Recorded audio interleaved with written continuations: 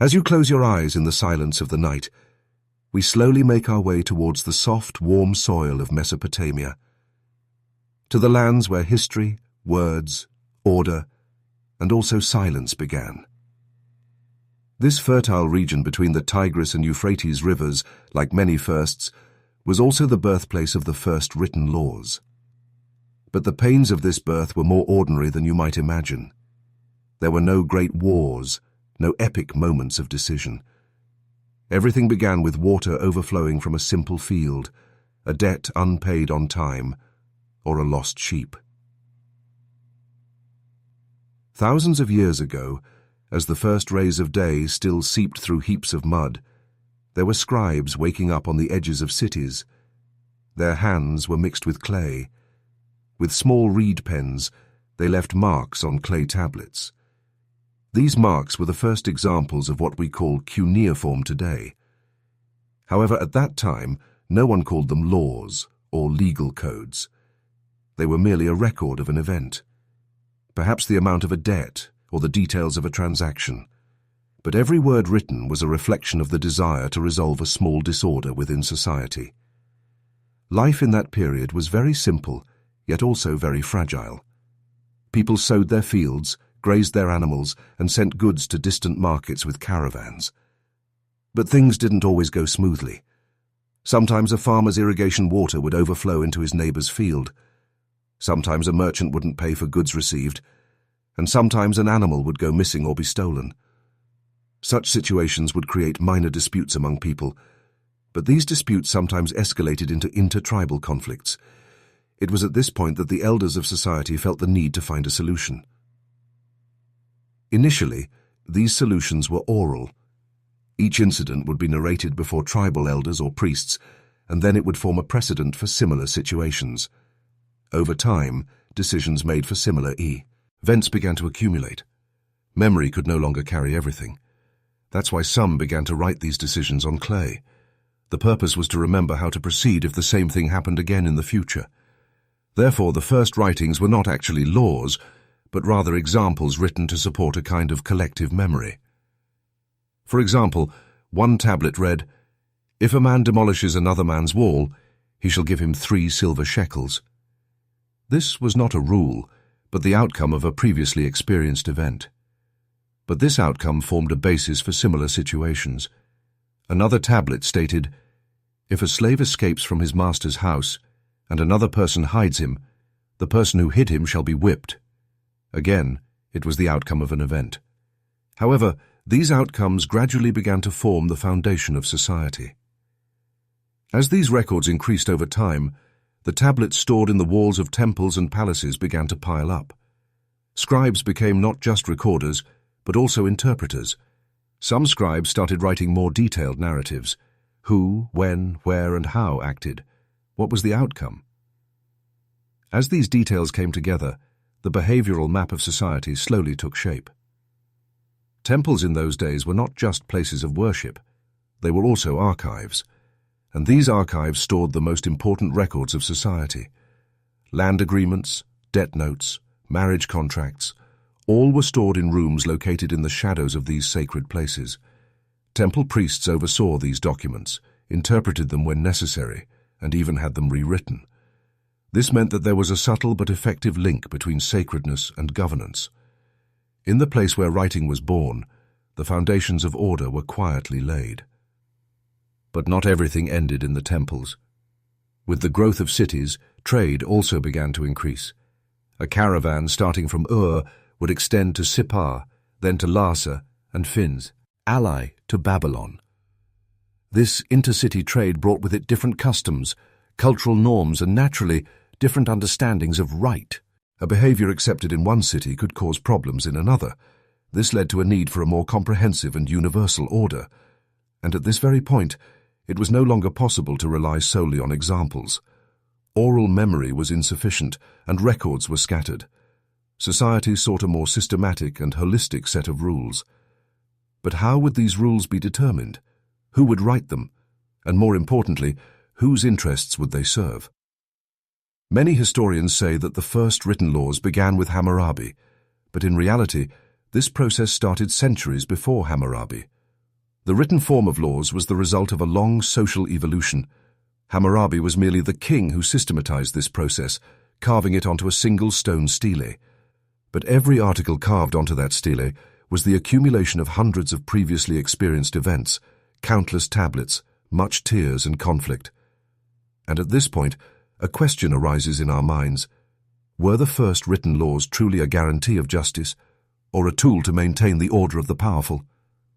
The mark of a reed pen pressed into the clay contained not only the question of who owned a sheep, but also whose voice would be heard and whose voice would be suppressed. Perhaps law was born out of a necessity at first, but over time it began to transform from a necessity into a power. Scribes were not merely record keepers, but also interpreters. And interpreting is not always an impartial task. Every interpretation brings a decision. Every decision can satisfy one party while victimizing another. So, who could truly find justice within this order? Among the dusty winds of Mesopotamia, lines still legible on the corner of a scattered tablet perhaps offer a small clue to this question. Justice is equal on the scales of the gods, but when it is human hands that hold the scales, the pans sometimes tilt. It is unknown whether the sentence belonged to a priestess, a scribe, or merely a complaint voiced after an injustice. But isn't this precisely what even today's legal systems still debate? And now, as you are left with these questions, we cannot help but turn back to that world where time flowed much more slowly and ask, when did true justice really become merely the right of the powerful? As you still listen silently, we move towards another scene slowly unfolding under Mesopotamia's dusty sun. After those first records born from the earth, something harder, more permanent, and more comprehensive than mud is about to emerge, because society has become too complex to progress with memory alone. And now, a king is not only someone who represents justice, but also takes on the responsibility of defining justice. By the 18th century BCE, Hammurabi, the powerful king of Babylon, took a step to ensure social order. This step would be written not on clay, but on stone. And this stone would not merely bear the traces of past events, but would be the proclamation of an order. The Code of Hammurabi was inscribed on a 2.5-meter-high black diorite stele. At its head, Hammurabi is depicted receiving the laws from the god Shamash. This scene was designed not only to show divine legitimacy, but also to instill in the public's mind the perception that justice comes from heaven, because a divine command cannot be questioned, cannot be changed. However, the language of these laws carved into the stele is harsh. Each article is short and imperative. If a man puts out the eye of another man, his eye shall be put out. This is a direct example of the legal concept widely known in history as an eye for an eye. But on closer inspection, this assumption of equality does not apply to every individual in society. If a nobleman puts out the eye of a commoner, the punishment is only to pay money. But if a commos near puts out the eye of a nobleman, he loses his own eye. This difference shows that justice was not universal, but class-based. So, written laws came into being, but this did not mean that everyone gained equal rights. On the contrary, the differences between power and status were now systematized. What is striking at this point is that laws are no longer shaped by personal memory or local traditions. The king's word, united with the sacred, is imposed on the entire society. And this imposition no longer just determines who owns a sheep. It also defines how people should behave towards each other. Sometimes it even implies how they should think. In that era, a man could be deemed guilty if there was just one witness. 2 witnesses were better. But details such as who the witnesses were, to whom they were affiliated, and from which city they came, quietly determined the course of the judgment. And most of the common people could not read the written laws, because writing was in the hands of only an educated minority. This meant that although the laws were written for the people, they were written in a language they could not understand. At this point, the scribes once again appeared on the scene. They were no longer just record keepers, but also spokespersons for the laws. It was their duty to read, narrate, and interpret the law. But this duty was also a power. The words uttered by a scribe could determine the fate of a family, because how he read, how he explained or concealed something, shaped the decision accordingly. This began to erode society's trust in justice over time. On the other hand, the Code of Hammurabi contained not only penalties, but also some social principles. For example, if a farmer's field was damaged by flood, he could receive a tax reduction, or if a debtor could not pay his debt due to drought, an extension could be granted.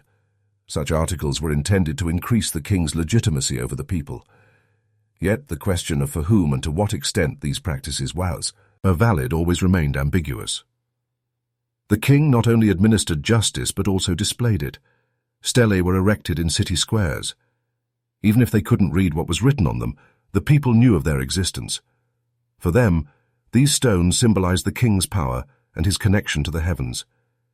It was as if that stone had descended from the stars, as if everything written there was a direct command from the gods. But behind these stones were the silent struggles of daily life. A farmer trying to protect his field, a father wanting to leave his home as inheritance, a child searching for his stolen sheep. And over time, something was realized. While written rules brought order to society, they also restricted people's freedom of action. Every behavior now had to fit into a framework, and anything that did not conform to that framework was considered a crime. Whereas once a dispute could be resolved by the word of an elder, now the same dispute required a court, and the court operated in a world known only through writing.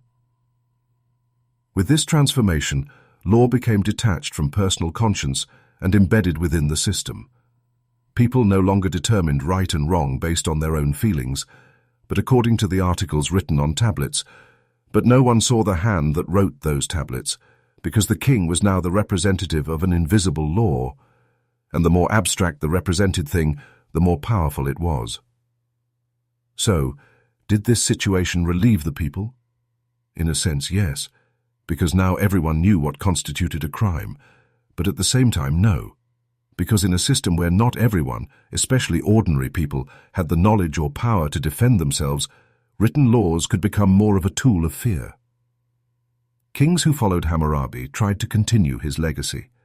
Every city, every era was introduced to new laws, but the fundamental structure remained unchanged. Power continued to define justice. Writing transformed into a tool of order, and society slowly got used to it. Because people, above all else, desire order, at whatever cost. And so, those first records born from the mud transformed into a system living on stone. This journey, from the first stroke of the reed pen pressed onto clay to the cuneiform on the black stone, perhaps answers not only the question of who owned a sheep, but also whose voice would be heard and whose voice would be suppressed. But still, we cannot help but ask that question. If justice depends solely on writing, what if the hands holding the writing are wrong? The written laws now stood on stone stelae. They rose silently in the city squares, casting their shadows over people every morning at sunrise. Hammurabi's reign may have ended, but the stelae remained. Those stelae carried not only the will of a king, but the spirit of an era, and each stone was a silent, yet enduring narrator of its time. Over time, this written law spread to other Mesopotamian cities. After Babylon, Assyria, then Urartu, and even communities further north began to develop their own legal texts.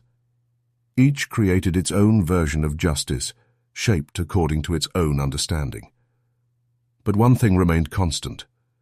Written law had become the invisible foundation of daily life. People began to learn what they could and could not do, not only from societal customs, but also from written rules. And this situation, unnoticed, brought about a great change. Previously, the word of a neighbor, an elder, or a priest was enough to resolve a dispute. Now, such words had given way to rules written on tablets. It was no longer the spoken word, but the written word that passed judgment. And writing was not always fair. For example, a slave resisting his master was considered a crime, no matter the circumstances. A woman, even if subjected to physical violence by her husband, could not find a forum to voice it publicly, because written rules rigidly defined the boundaries of social roles, shaping rights in favor of those who defined them, rather than questioning individual rights. Children born into this system learned at what age they could marry, at what age they could work, or when they would be considered responsible according to the laws. Fathers knew they could disinherit their children, and mothers knew they could not claim rights beyond household duties. In other words, written law shaped the customs of a society not just through crime and punishment, but by permeating every moment of life. And as time went on, this system became so commonplace that people stopped questioning the existence of writing. Tablets were no longer solely in the hands of priests or scribes. Merchants, farmers, and artisans also began to learn to write. While this seemed like a liberation, it also created a new field of discipline, because learning to write also meant having to question what was written. However, the courage to question did not always find a response. In some cities, especially during times of war or famine, the public faced harsh reactions when they tried to challenge written rules, because written law had become an instrument of legitimacy in the hands of a king or the priestly class. Those rules defined not only order, but also the framework of obedience, and those who did not obey were considered not only outside the law, but also outside society. Nevertheless, at certain times, different voices rose. For example, some tablets found around the city of Lagash record petitions from the public against excessive taxation by temples. These petitions were directed not to the king directly, but to the priestly class. This shows that people had gradually not only accepted the written legal order, but had also learned to use it. Perhaps these objections did not yield immediate results, but they represented a memory, a resistance. Over time, Mesopotamian cities fell and other civilizations rose. But the idea of written law endured. Persians, Greeks, Romans, all of them, while establishing their own systems, somehow continued this understanding of order inherited from Mesopotamia. Even today, many legal principles still valid in many countries around the world are directly based on these cuneiform inscribed stone stelae. For example, concepts such as definition of crime, proportionality of punishment, proof by witness, were first carved onto tablets in that era. But this legacy is not just about legal principles. It also carries a sense of responsibility. Writing, recording, documenting, all these are not just for establishing order, but for carrying the past into the future. And the past consists not only of the stories of heroes or kings. The true past is in the small notes that unknown scribes dropped into the corner of tablets. Debt paid, dispute resolved, field boundary measured. These may seem like ordinary details, but they form the backbone of a civilization. And now, thousands of years later, as you read or listen to these lines, you might realize this. The concept of justice is still wrestling with the same questions. Justice for whom? Justice written by whom? Truth buried in what silence? Written laws may give a person a sense of security. You know what happens if you do something. But they also draw boundaries. They suppress creativity. They diminish courage. And over time, they can transform into a system that excludes a person's inner voice, their conscience. That's why Mesopotamia's legacy is not just a legal system, but also a warning. Writing is not enough. What is written, for whom it is written, and who is silenced are also important. Today, in the modern world, or books have grown thicker, courts have multiplied, legal systems have become layered. But we still continue to ask the same questions. Is justice valid for everyone? Or is it more accessible for some and more distant for others? Perhaps this is why those first scribes of Mesopotamia always left small blank spaces on the edge of each line. Perhaps for a new note to be added. perhaps for someone to come along one day and write something truer. Perhaps those blanks were left for each generation to write its own question. And now, as you close your eyes at the end of this story, you can listen to that thought silently wandering in your mind. If a society's understanding of justice relies solely on what is written, what happens to what is unwritten? As you close your eyes at this hour, as the night slowly deepens, we move towards one of history's quietest discoveries. This discovery is neither as grand as finding a new continent, nor as loud as winning a war. But it is something that profoundly influenced and shaped the course of human history: the measurement of time. This story begins with a farmer, his eyes fixed on the sky, someone who watches the sun rise from the same direction every morning and the stars appear at the same time every night.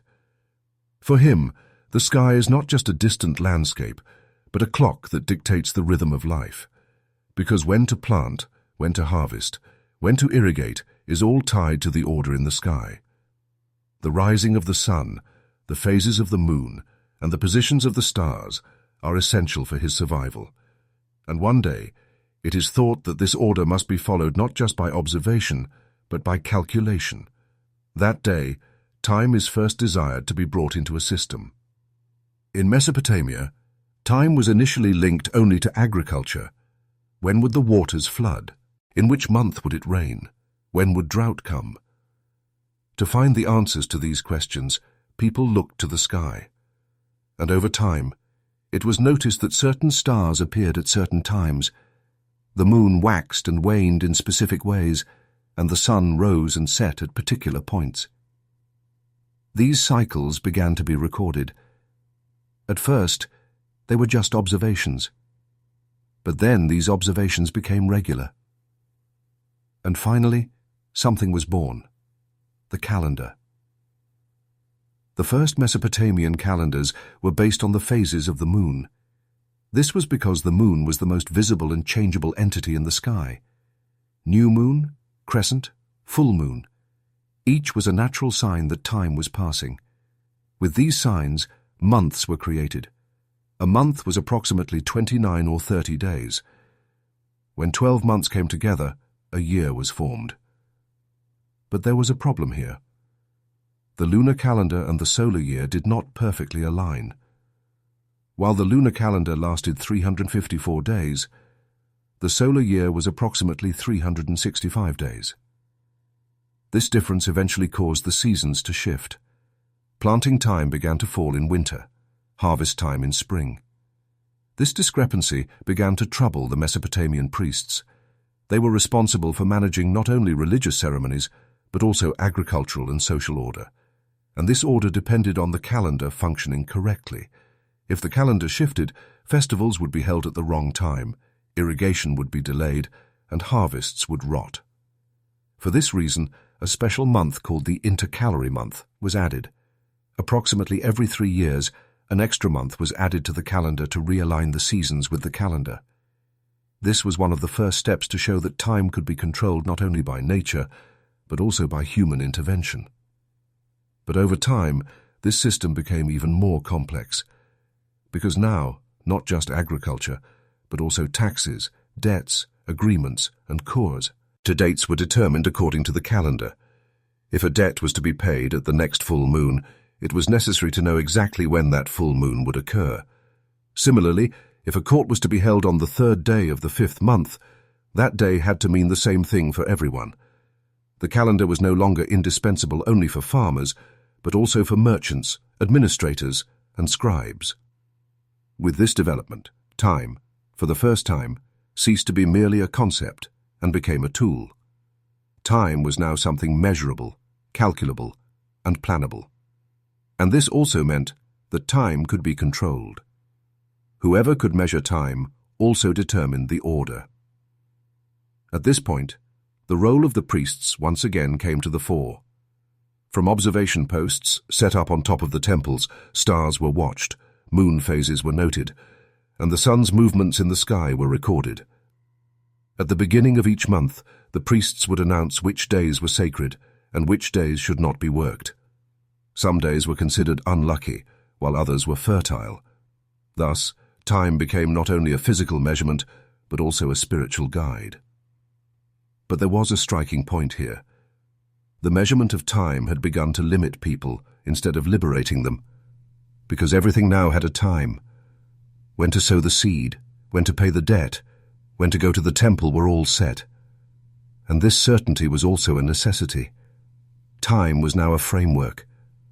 Stepping outside that framework was not only disorder, but could also be considered a crime. For example, in some cities, merchants who were late to the market could have their goods confiscated, and those who did not attend rituals on time could be penalized. There are even records in some inscriptions that marriages performed on a day other than that designated by the priest were considered invalid.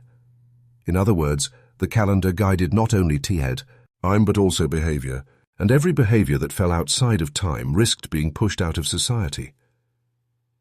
This situation slowly changed people's internal perception of time. Previously, time flowed in harmony with nature. The sun would rise, work would be done, night would come, and people would rest.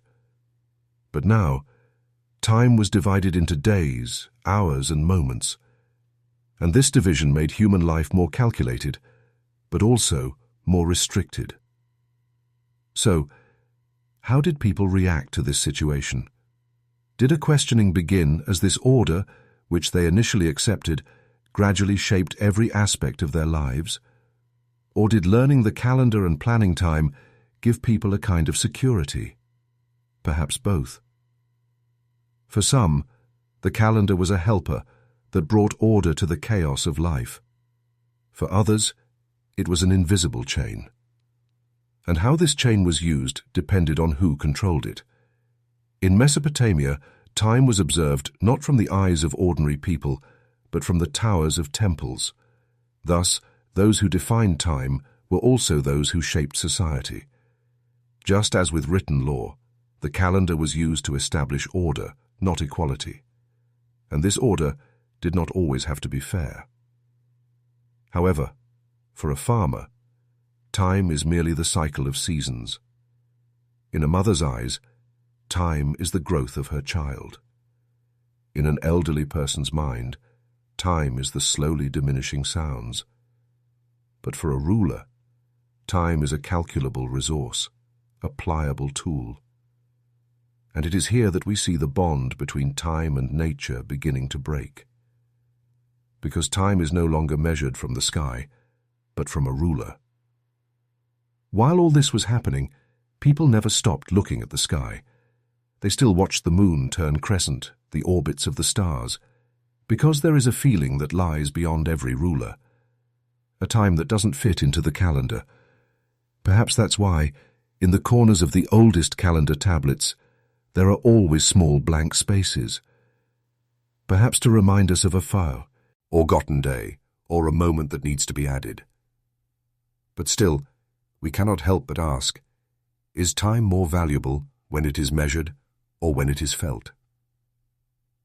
On the edge of a calendar chart, a faded cuneiform note reads, "Wheat planting to begin on the third night of the moon.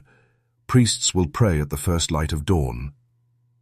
This sentence, despite its simple appearance, carries within it the order, faith, and obedience-based life of an era. Because in Mesopotamia, the calendar was no longer merely a tool for measuring time. It had also become a system, a shadow, governing the behavior of the people. Measuring time might have initially seemed like a victory over nature. Being able to track the moon's phases, the sun's movements, the stars' transits. These seemed like extraordinary achievements for humanity. But when does an achievement turn into a test? When keeping a record of time not only plans it, but also becomes a tool of discipline. That's when time ceases to belong to humanity. Temples were at the heart of this transformation. Ritual days determined by the moon's cycle did not only carry religious meaning, they also shaped the direction of social life. Going to the market was forbidden on days declared days of mourning. Going to work on dates designated as holy days was considered shameful. Even a girl's marriage, a boy's circumcision, a merchant's debt payment date, or a farmer's irrigation turn were all planned according to the calendar. Not everyone defined time, but everyone had to live with it. This necessity gradually turned into willing obedience. People learned what to do on which day and found it safe to act within that framework. Because an action not on the calendar would be incomprehensible within the community, no one could interpret that day with their own intuition. Everyone had turned their eyes not to the sky, but to the explanations of the priests. The priestly class managed this trust very well. On the first day of each month, the people gathered in front of the temple were told what to do on which days. For example, the 7th day, day of sacrifice; the 9th day, day of debt renewal; the 15th day, day of offerings to the gods. This information was carved onto written tablets, announced in marketplaces, and then orally passed down from generation to generation. The calendar was now on everyone's tongue, but in the hands of only a few. This asymmetry, over time, reinforced the absolute dominance of order, not justice. A farmer would not know when to plough his field unless the priest told him. A merchant would learn from the temples when he could sell his goods which day would be auspicious to go to the market. Choosing one's own time had become a luxury, not a right. And this luxury was only in the hands of those who created the calendar. One of the most striking examples of this order was the debt calendars. In Mesopotamia, debts were mostly paid after the harvest. But if there had been a bad season, the debtor's situation became difficult. Even in this case, however, the payment days specified in the calendar would not change. If they could change, it would only be by the king's command or by the priest's grace. This shows that the calendar actually functioned as a tool of economic oppression as well. Similarly, tax dates were tied to the calendar. Some tablets found in Uruk contain clear statements such as, "On the 25th day of the month, barley tax will be collected." When that day came, the people had to pay the specified amount, regardless of their harvest. Otherwise, punitive measures would be applied. But if it didn't rain, if the crop dried up, or if there was disease, the calendar left no room for these exceptions, because its function was to serve the system, not nature. The regulating power of calendars eventually affected persona, spheres as well. Everything from marriage dates to the calculation of births became tied to numbers. A child born in a certain month, under a certain star, would have their character determined in that way. Because star calendars had also become widespread during this period. Every movement of the sky carried a meaning on Earth, and these meanings were a new dimension of calendars. Fate. People were now reading not only time but also their own futures according to the calendar. Beliefs such as children born this month will be strong and women married under this star will be fertile had taken root in society's collective consciousness. These astrological calendars were also useful for the ruling class. When a war would be launched, when a king would ascend the throne, were all determined according to these celestial signs and their reflection in the calendar. However, all this calculation suppressed the human's inner sense of time. Perhaps a father wanted his son to marry in the spring, but the calendar called it an unlucky day for him. Perhaps a woman wanted to experience her pregnancy in harmony with nature, but astrological calculations told her to wait impatiently. And each time the individual perception of time was silenced by the collective calendar. Another aspect of this silence was the temporal separation that emerged between different social classes. Nobles could flex the calendar, using sacred days for their own benefit. But ordinary people did not have this privilege. For them, every day had to be lived as the calendar dictated, and this compulsion, over time, turned into a habit, and even a submission. While all this was happening, Mesopotamian cities continued to grow, and temples became more complex structures, and calendar systems also diversified. In some regions, 12 months were used, in others 13. In fact, in some cities, attempts were made to combine the solar calendar with the lunar calendar. Amidst this complexity, one thing was common. Managing time meant managing society. Looking back today, we can see how even a small note on the edge of a calendar chart was part of a much larger order. Wheat planting to begin on the third night of the moon. This sentence is not just an agricultural directive, but also a social code of conduct. It's an expression that ensures everyone acts on the same day, suppresses differences, and sanctifies order. But still, the question remains in our minds. If everyone does the same thing on the same day, how is individual time experienced? What happens when a person's inner season doesn't align with the calendar in the sky? Measuring time is an achievement, but who determines the measured time, for whom it works, and who is excluded has always been something to question throughout history. This process, which began in Mesopotamia, extends to today's modern calendar systems. But still, the first thing a person looks at every morning upon waking is a wall calendar or the date on a phone screen. And realizing that this date whispers what he should or should not do makes us rethink our relationship with time. And now, as you trace the footsteps of those who measured time in this long night, perhaps you are thinking to yourself, is time mine, or is it given to me? When the morning sun struck the stone wall of a temple, the shadow of a priest who stood there centuries ago would fall to the ground. That shadow was not just the shadow of a man, but the shadow of an order that governed time, a system that controlled lives. The calendar is the quietest but most permanent instrument of that shadow, and even today, as we try to understand time, we still live under that shadow. In Mesopotamia, calendars were not just a series of numbers or a sequence of days. They were the map of life. They permeated every step, every decision, every waiting from birth to death. When a child was born, they wanted to know under which star they were born, because the stars were the signs that carried the calendar, and the calendar described not only time, but also fate. Looking back today, we can see that those who invented the calendar, while wanting to establish order, also drew a boundary. This boundary was invisible, but very real. People began to live not their own inner time, but social time.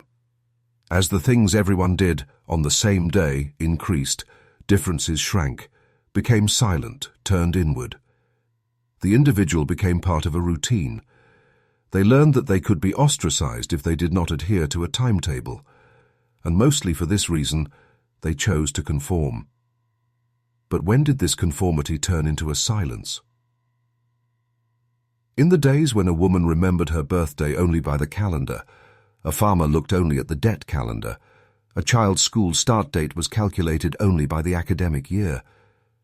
Perhaps we started to lose our connection with time. Time became like a divided file for us, not a flowing river. Monday morning, Friday evening, New Year's Day, tax season. All became identities defined by time for us, but also things that time took from us. Yet in Mesopotamia, once upon a time, time was lived with the sky. When a star appeared, people greeted it. When the moon was new, fields were prepared. Everything was tied to the cycle of nature. But then, people lowered their gaze from the sky to the tablets, filling time with numbers. This was perhaps more precise, more planned, more secure. But that initial emotional connection began to fade. Some personal records found in historical tablets bear the traces of this loss. I planted in the 3rd month, but the rain came late. My heart is heavy. Or, in another tablet, my mother died on the 5th night of the moon. It was the God's day, but I couldn't understand why. These sentences describe the lost feelings of ordinary people within the boundaries, drawn by the calendar. Because the calendar never provides all the explanations. It only tells the date, not the reason. It reminds of the time, not the voice. And perhaps what is most thought-provoking is this. Did we forget how to feel when we learned to measure time?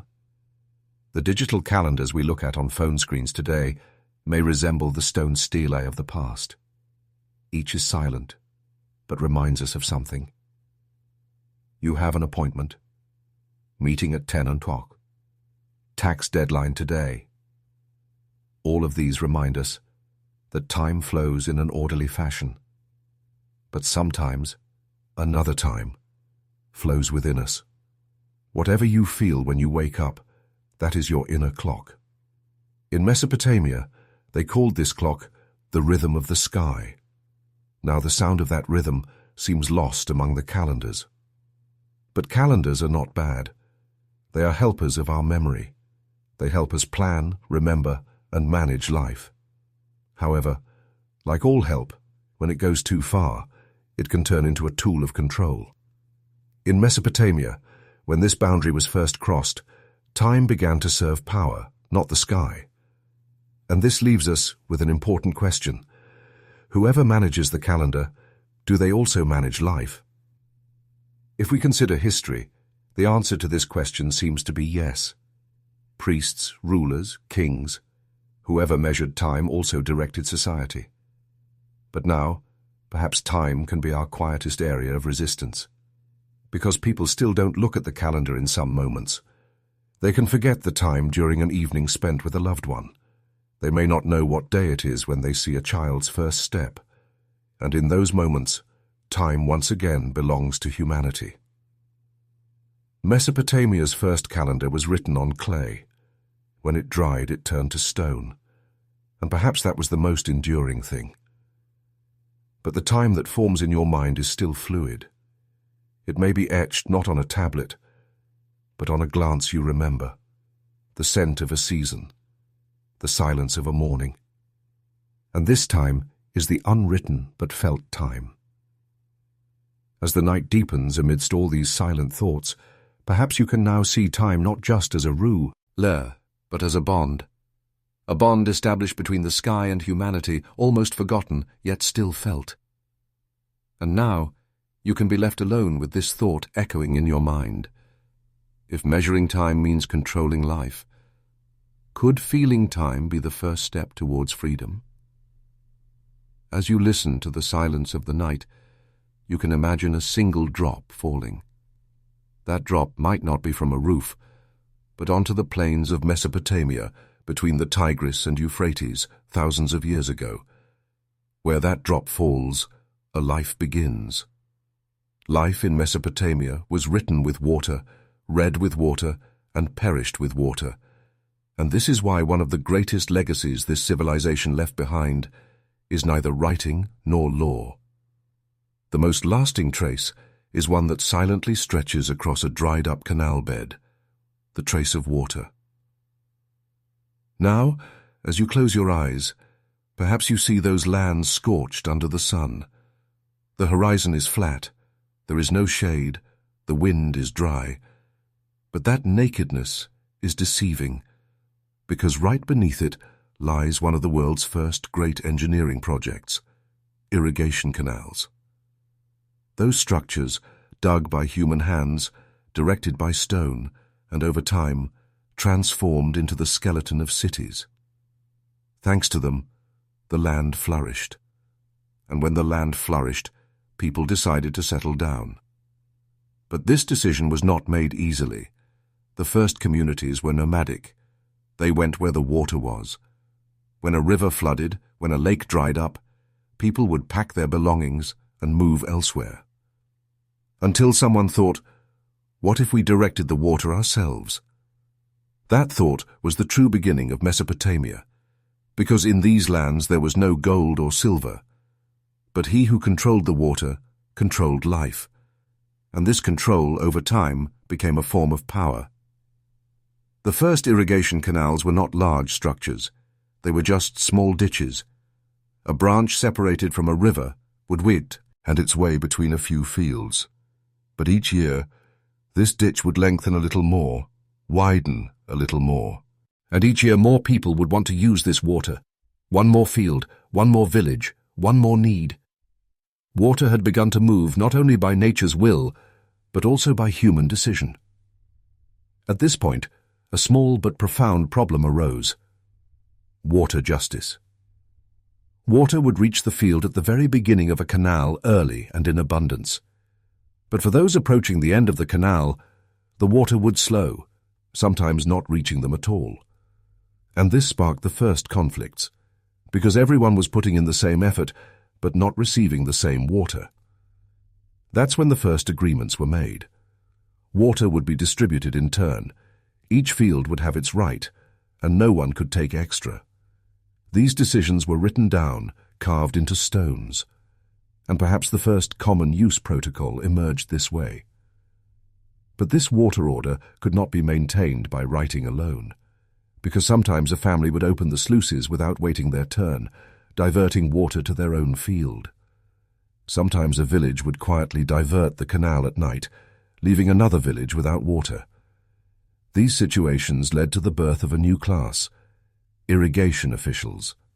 They physically controlled the canals and socially tried to resolve disputes. They were a kind of early water guardians. This task was not easy, for water was silent but a cause of quarrels. It was possible to punish a village merely by turning a water gate without throwing stones or drawing swords. This made water not only vital but also a strategic tool. Especially during drought years, the value of water increased even further. Now, even a single drop could determine the fate of a village. And so, water became not only a physical, but also a political element in Mesopotamia. Kings saw expanding water canals as a display of power. Every newly opened canal meant new fields, new populations, and new taxes. Hundreds of kilometers of main waterways were dug through major engineering projects. These waterways were used not only for agriculture, but also to provide drinking water to cities, to water animals, and even for ritual purification in some religious ceremonies. Thousands of workers were employed in the construction of these large structures, people digging the earth with their hands under the sun in dry soil. Some were free, some were indebted, some were prisoners of war. But all of them worked for the same water. This shows how class distinction in Mesopotamia intersected with water, because some directed the water, while others spent their lives to reach that water. Over time, this system became so developed that water distribution schedules were prepared. It was determined which village would receive water on which day and at what time. These schedules were prepared by priests and administrators and distributed to scribes on tablets. But even here, justice could not always be ensured. Some powerful families could seize the water schedule of ordinary people, and some villages could be left completely without water during the dry season. This shows that water was both a blessing and a privilege. At this point, an interesting silence emerges. Very few complaints about water are found, because people knew the value of water, but they also sensed what it would cost to raise their voice against it. An objection to water was seen not only as a rebellion against administration, but also against nature.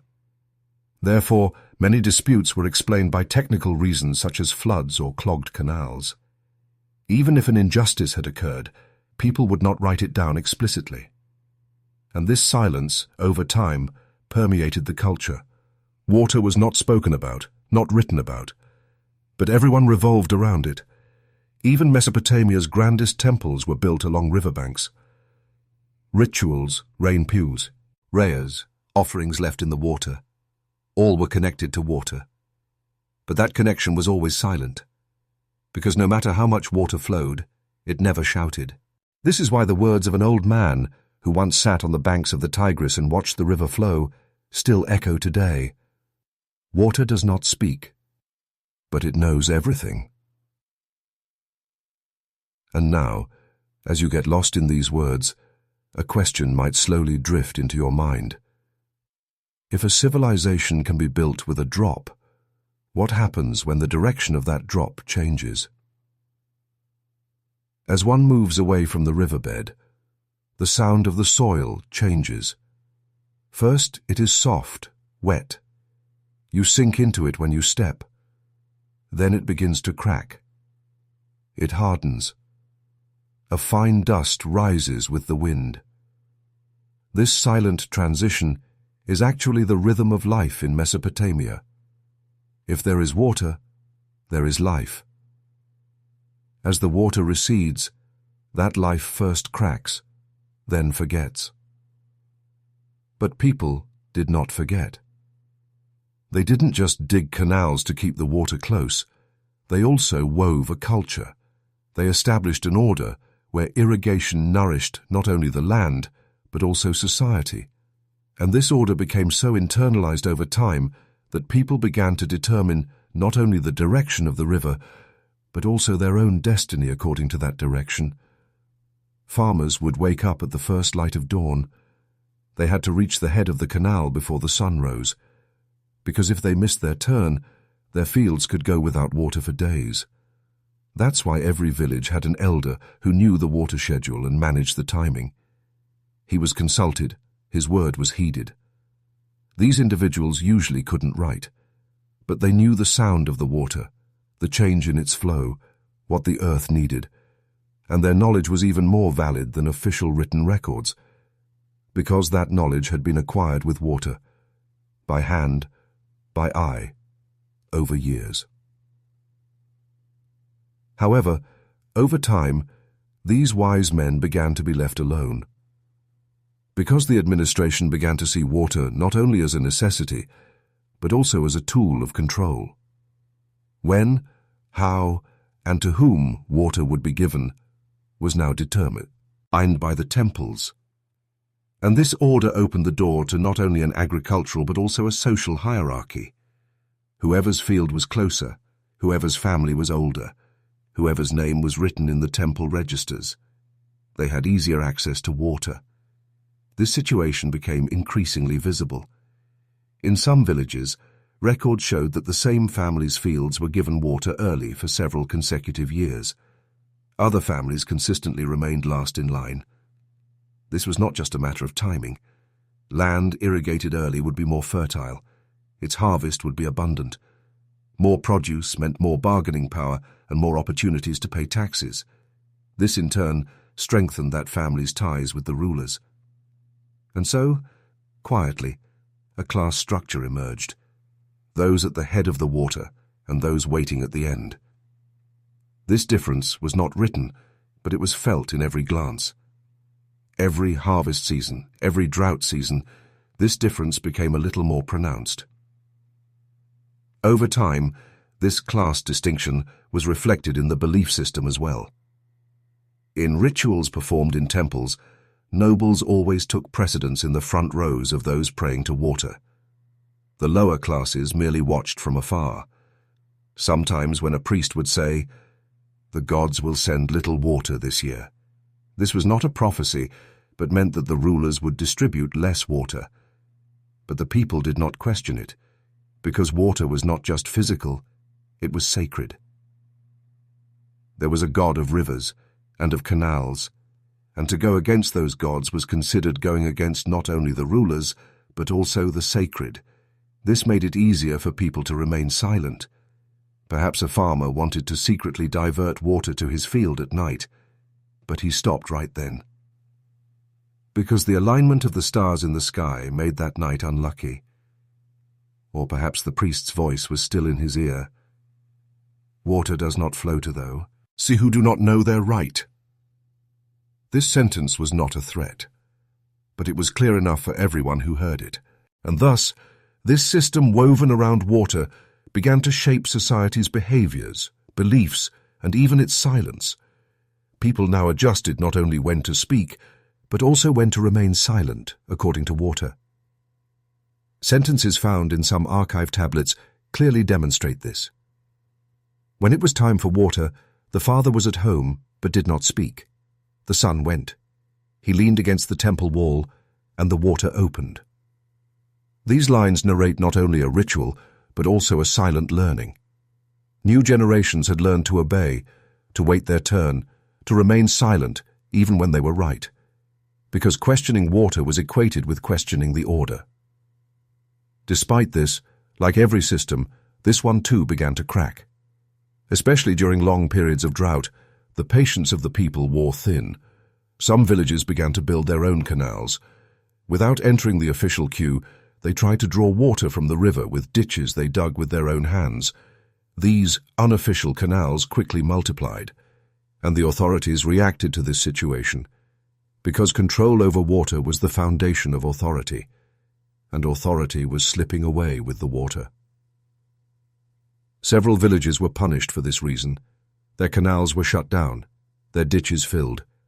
Temples declared such actions to be disrespect to the gods. But the people gradually began to develop resistance to this threat, because the weariness brought by thirst was now heavier than fear. Nevertheless, this resistance continued not with a loud voice, but with whispers. People told each other which canal was more hidden, which path was more efficient. An unwritten flow of information passed from mouth to mouth emerged. Water, this time, became a carrier of information outside official channels, just as it was at the very beginning. Knowledge learned by hand, by eye, over years. And this knowledge flowed for centuries. I like water. Water, Mesopotamia's greatest power, was not just an agricultural tool, but a social structure builder, and this structure was woven with invisible walls. Irrigation schedules determined social statuses. The direction of canals determined the direction of relationships. No one directly said, "You are inferior." But water reminded them of this every day. And now, as you walk through the dry bed of these ancient canals, perhaps you realize this. The people of that time had dug not only the earth but also their own lives. Each ditch represented a silence, an acceptance, or a waiting. And another question seems to rise from between those cracked lands. If water is a blessing, what is the price of being condemned to wait for it? A canal dug into the mud long ago might today remain only as a faint trace covered by dust. But that trace is still there. Even after thousands of years, the Earth's memory has not been able to erase it, because where water flows, it leaves not only fertility, but also meaning. Anyone walking in the ancient valleys of Mesopotamia cannot ignore these traces. The curve of a dried-up bed, the direction of a stone, a cracked line ending on a hillside. These tell us that life once flowed right there. Silently, with resistance, with order. In Mesopotamia, irrigation was not just a technique that initiated agriculture, but a way of thinking that shaped society. Water drew boundaries among people, but it also taught them to protect those boundaries. Every canal, every distribution schedule was a document of compromise, of silence, and sometimes of acceptance. People took turns with water. They waited their turn. They sowed and reaped in turn. And living by this turn, over time, transformed into a habit, then into a sense of order. But was this order just? Did everyone waiting in the same line truly mean they had the same opportunity? Or did everyone enduring the same drought mean they had the same rights? The answer was often no. But this no was not shouted. The people of Mesopotamia learned to suppress their voices where there was water, and to not hear their inner voice where there was thirst. And this silence, over time, became the fundamental tone of society, because sometimes the most enduring structures are the quietest, and water was always silent. The trace of this silence remained not only in physical structures, but also in people's way of thinking. Mesopotamians, over time, built life around waiting for one's turn for water, waiting for the season, waiting for the priest's explanation. These waitings increased their patience, but also narrowed their scope of action. Moving before something's time came was seen not just as a social mistake, but almost as a sin against the sacred. Yet nature did not operate this way. Rain did not follow the calendar. The river flooded without consulting anyone. Drought came unannounced. But people wanted to bring order to this irregularity of nature within themselves, and they did this by controlling water. But controlling water also meant controlling their own behavior. Thus, water became not just an external tool, but an internal discipline. In temple archives, traces of this discipline are hidden in small details. For example, some tablets state that prayer should be offered during canal cleaning. This places the physical relationship with water within a spiritual framework. That is, touching water is also a ritual. Certain words must be spoken. Certain movements must be made before water distribution. Otherwise, the water could bring misfortune. Such practices eventually transformed into this. Water became not just a flow to be directed, but an entity to be respected. People approached water not only with their need, but also with their fear, because the absence of water was considered not only a loss of crops, but also the wrath of the gods. Even today, a sensitivity to water is still observed in the ancient lands of Mesopotamia. Those who pray for rain, those who wait silently by the river, those who touch the water with their right hand first, these are perhaps the continuation of a custom thousands of years old, and this continuity is one of the deepest roots of culture. But more importantly, this silence raises another question in us. If a society has centered water so much, what happens when the water recedes? When we look at the history of Mesopotamia, we see that great droughts occurred in certain periods, and these droughts caused not only a decrease in crops, but also the abandonment of cities. When the water left, so did the people, leaving behind silent walls, dried tablets, and empty temples. Perhaps most strikingly, even these abandonments happened in silence. The people of Mesopotamia did not leave their lands loudly. They carried their shadows, their habits, their silence with them. And then, in another place, by another river, another canal is opened. The same system is re-established. Water turns are determined, rituals are written, tablets are arranged, and everything begins anew, but always with the same silence. Today, in the modern world, there are dams, irrigation systems, water analyses, agricultural algorithms. But still somewhere, someone wakes up early in the morning and goes to the head of the canal. They calculate when the water will come. Perhaps they use a GPS device. Perhaps they just look at the sky. But they are still waiting, still silent, still living according to the water. And this, perhaps, is one of humanity's oldest behaviors, to tie life to a flow, to adjust our own voice to the sound of water, to speak sometimes, to be silent sometimes, to direct sometimes, to adapt most of the time. Perhaps the greatest legacy from Mesopotamia to today is this: transforming the silence of water into a form of governance. Irrigation is not a technical matter, it is a cultural narrative, and this narrative still continues. Now, as you approach the end of this story, you can imagine someone standing at the head of a canal. Perhaps an old man, perhaps a child. Their eyes lost in the distance, waiting for the water to come. And in that waiting, there is the voice of thousands of years. But this voice does not go beyond a whisper, because in Mesopotamia, water never shouts. And now this question might wander in your mind. If water has always remained silent throughout history, when did we truly start hearing what it said? As you close your eyes, imagine a stone. On it, there are small lines pressed with a sharp-pointed stick. These lines are not random. They are all placed at a certain angle, in a certain order. Some are etched sideways, some vertically. All are silent.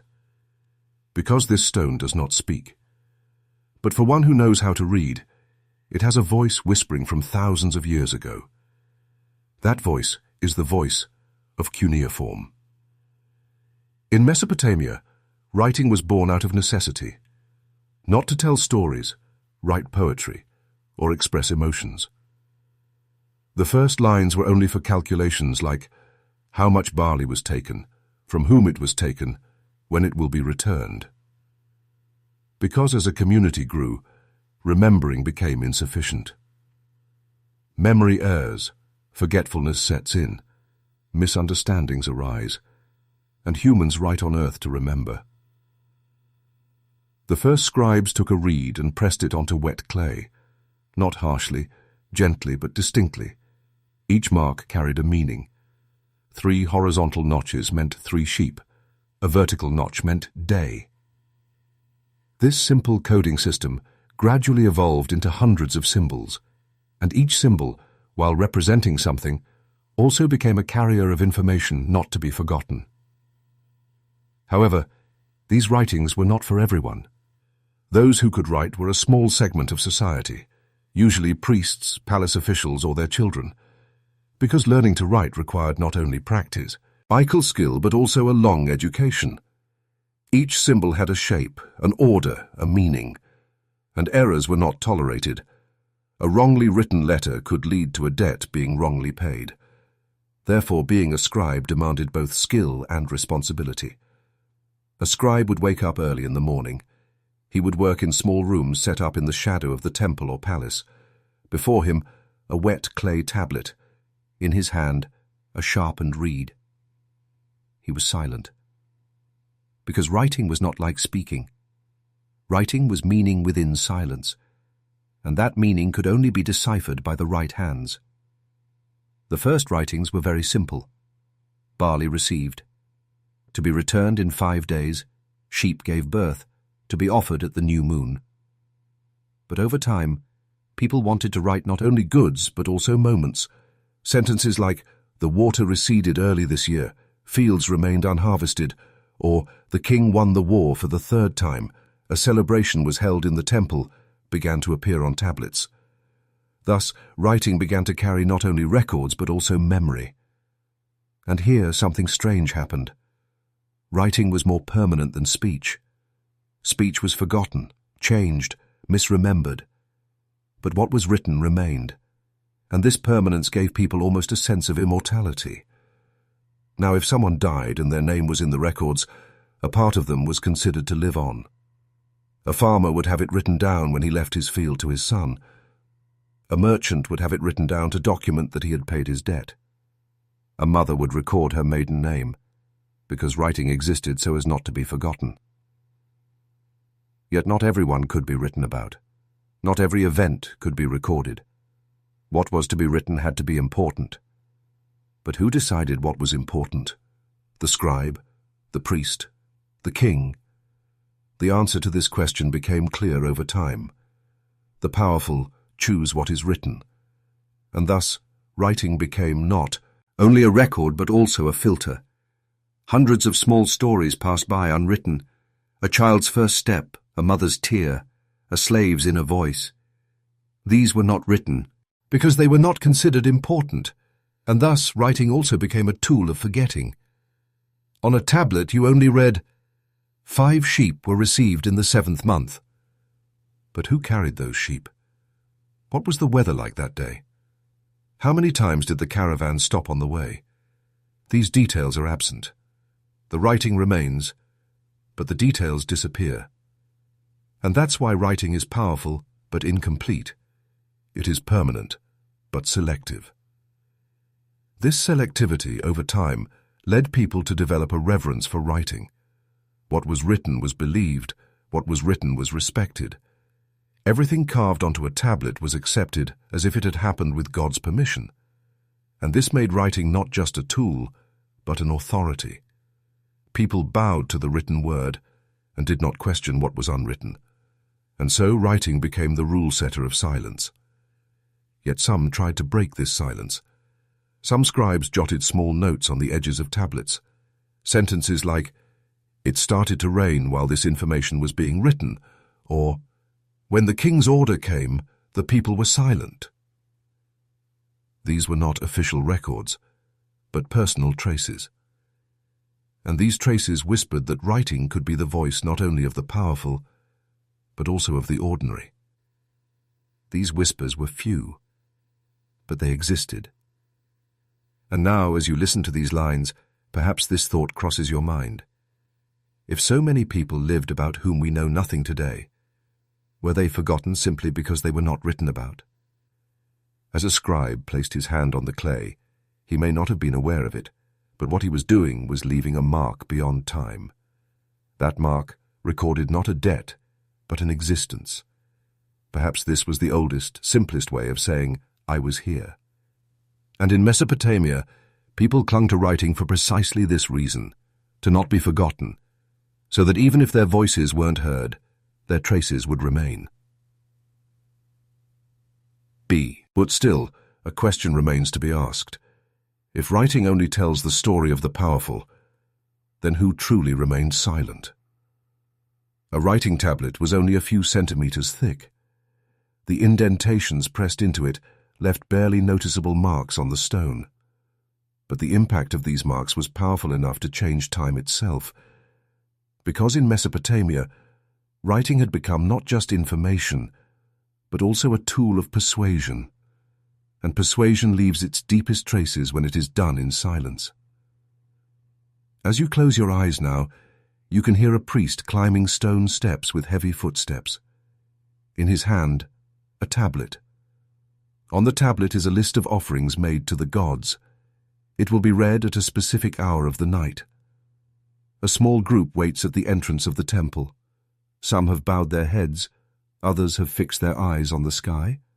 The tablet is opened. And it is not words that speak, but symbols. Each one previously agreed upon, its meaning fixed, signs closed to interpretation. As the priest vocalizes them, the gaze of the community hardens. Because those symbols carry not the will of the gods, but the agenda of the temple. Cuneiform thus became a silent law, an order no one questioned, accepted by all. And this order determined not only religious matters but all aspects of daily life. Court decisions were written down, inheritance divisions were documented in writing, tax payments, marriage contracts, slave transactions, debt notes, all were written. Nothing was considered valid without writing, and this transformed writing from an arbiter into a judge. People now trusted not their own words, but what was written. In fact, they assumed that what was not written did not exist. At this point, the language of writing also changes. Initially, simple lines become formalized over time. Every debt note begins with the same phrase. Every marriage certificate is written with the same structure. This repetition creates trust, but at the same time it erases individual differences. While people learn to speak through writing, they also learn to conform to writing. And the language of writing over time also affects human thought processes. Now, when one lends money, they don't say, "I trust you." They say, "Let's write this on a tablet," because what is written cannot be changed, but trust can change. This small transformation signals a silent structural shift at the foundation of social relationships. The priest scribes in the temples were at the heart of this transformation. They were not only those who knew writing, but also the class that managed it. And thanks to this knowledge, they were the authors of the rules that regulated the lives of the people. For example, if a man stole his neighbor's sheep, the priest would listen to the incident and write the decision on a tablet. That decision would apply not only to that incident, but also to similar situations in the future.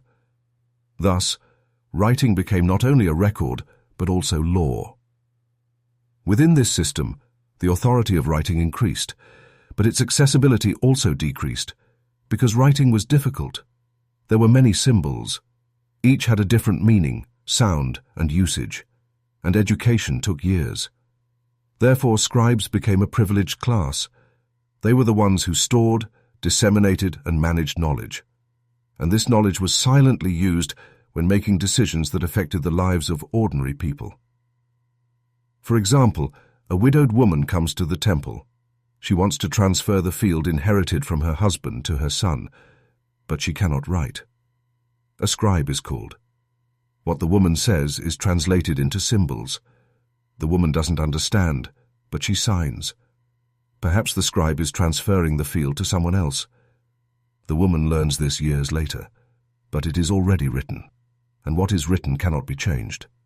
This event is not just an individual tragedy, but also shows how profound the power of writing can be. Because in Mesopotamia, writing did not only convey information, it carried power, it carried rights, and over time, people got used to obeying writing rather than going against it. This obedience was also reflected in belief systems. Offerings left at temples were recorded in writing. Who gave how much, when, and for what purpose? All was clear. And these records were presented as documents showing how pleased the gods were. But in reality, they were a fine web that kept the people's connection to the temple strong. Because people knew, if an offering was not recorded, it was considered not to have been made. At this point, writing acts like an unseen witness, felt by everyone. It is not seen with the eyes, but it guides behavior. And the reliance on writing for everything shapes even people's instincts. Now people try to do not just what is right, but what is writable. And this difference, over time, gives rise to a greater silence. Because writing doesn't write everything. The scribe decides, the priest directs, the king approves, and thus the people begin to live many things that happen in their own lives, not in their own language, but with someone else's pen. Some people are aware of this, and they develop small methods to counter it. Some call a witness before paying a debt. Some try to have what is written read aloud. Others develop their own signs. They carve small symbols on walls. They arrange stones on doorsteps.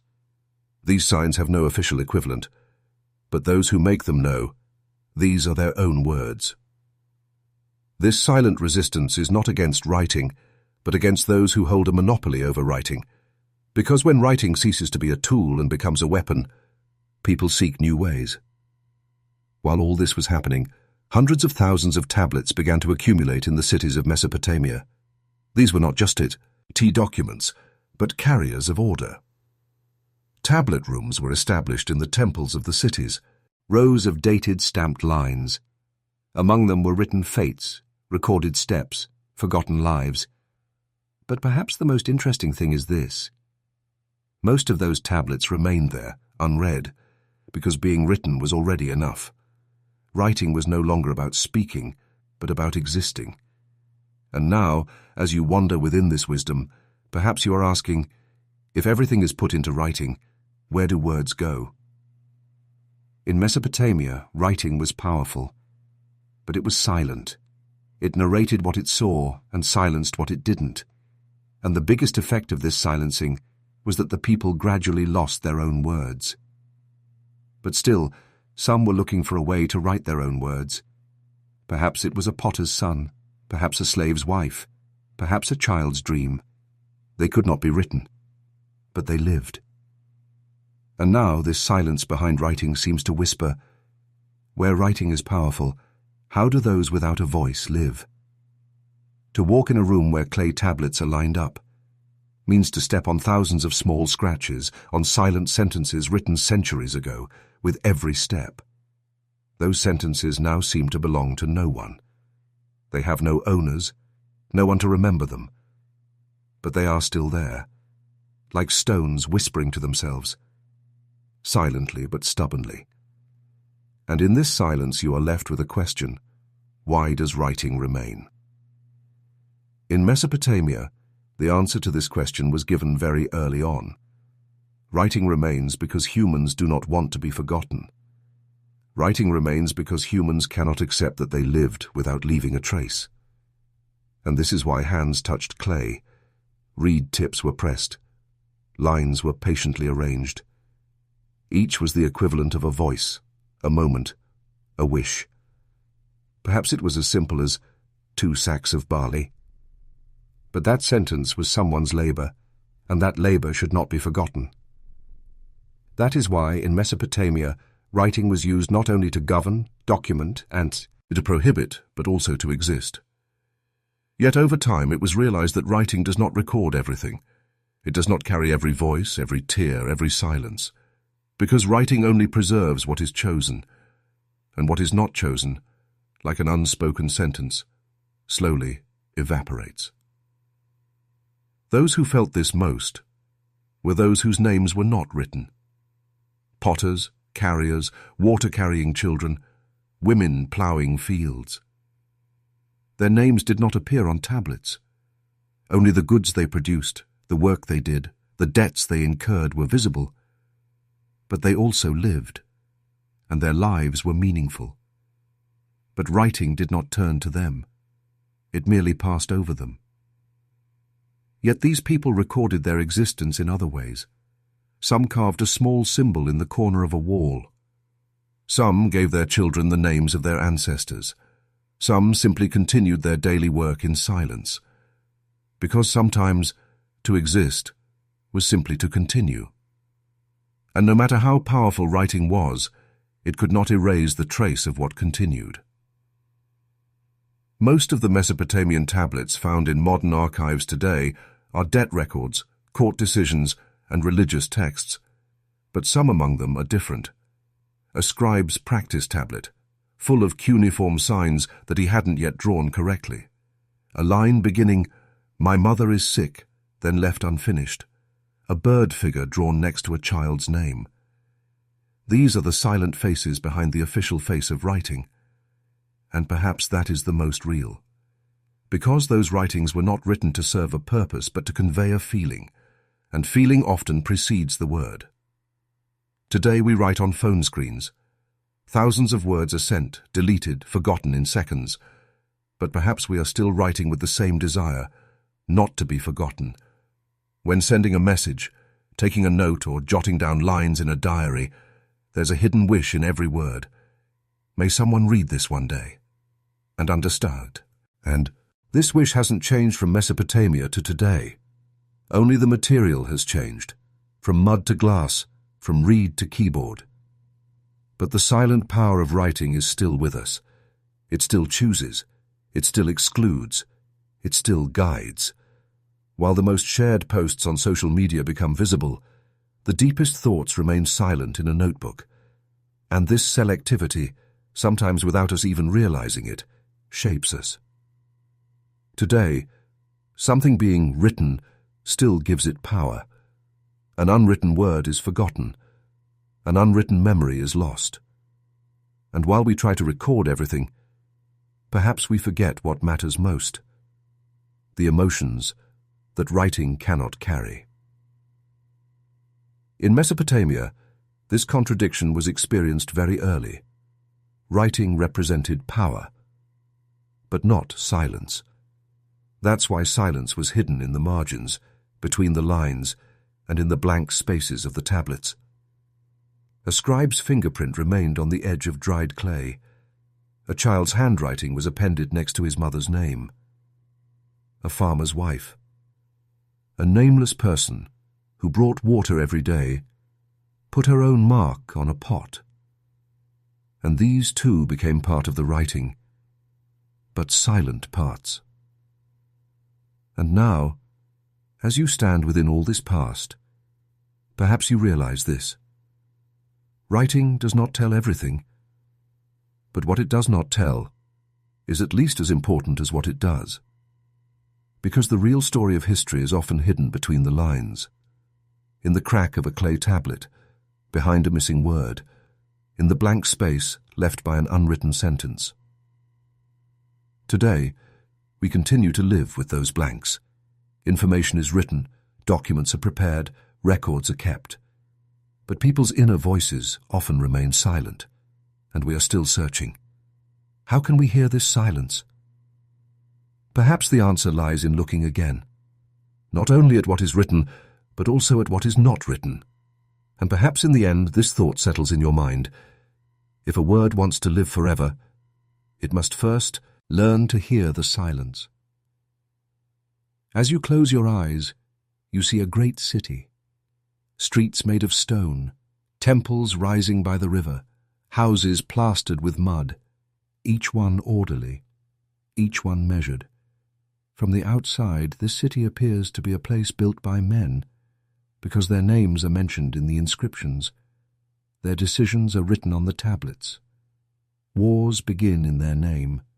Treaties end with their seal. But behind closed doors, there is another order, more silent, more invisible, more lasting. The name of this order is woman. In Mesopotamia, women's names were not often written. When they were, it was usually as someone's wife, someone's mother, someone's daughter. They were defined through connection, not as individuals. But their existence was not limited to names. They were the foundation of a home.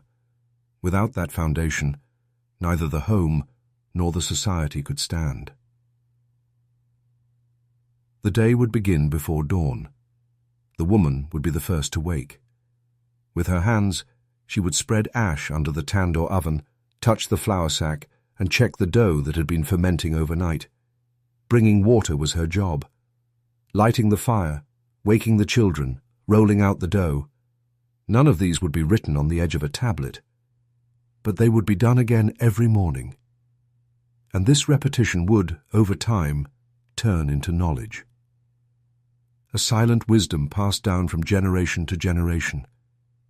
This wisdom was not official, but it was deep. Over time, women became part of not only the home, but also production. They mastered weaving. In some cities, most of the textile markets were in the hands of women.